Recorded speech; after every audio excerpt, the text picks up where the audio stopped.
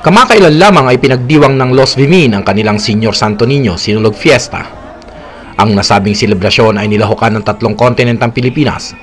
Ito ay ang Luzon, Visayas at Mindanao. Dumalo din sa okasyon ay ang kinatawan ng Embahada ng Pilipinas sa pangunguna ni Ambassador Jose Abito Zaidi, kasama ang kanyang Vice Consul Angela Ponce at Consul Igor Bailen. Eksaktong ika-10 ng umaga ng pasimula ng okasyon sa pagbibigay ng banal na misa ni Father Jepoy Arciwal. Matapos ang misa ay sinundan ito na isang sinulog dance, isang katutubong sayaw na minanapan natin noong ika-15 siglo. Kanya-kanyang sayaw ng kani-kanilang dalang imahe ng Santo Niño ang mga nagsidalo.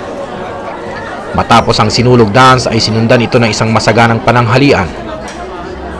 Nagpamalas ng kanya-kanyang sayaw ang mga kabataan tulad ng San Michel Dancers at ang kimbot ni Sara May, Sara Fong at Christine Villanueva at ang pinagmamalaking hawayang dance ni Celia Riambon. Hindi rin naman nagpatalo ang Working Girls, gayon din ang awiting handog ni Jess Sunga.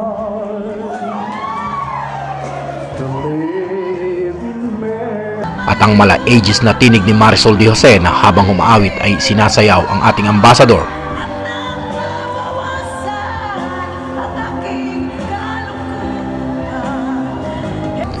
At ang orihinal na sinulog dance na magkapatid na si Boy at Arthur Juyad.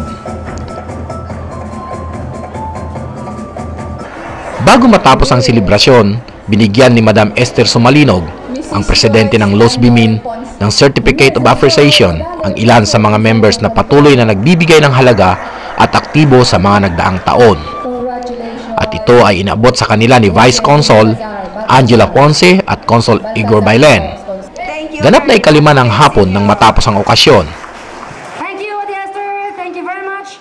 In behalf of Luzon, Visayas, and Mindanao, I'd like to thank everybody and everyone for coming and hope to see you next year for the year 2009. Para sa Balitang Paris, Richard Villanueva, bumabati ng Pete Sinyo.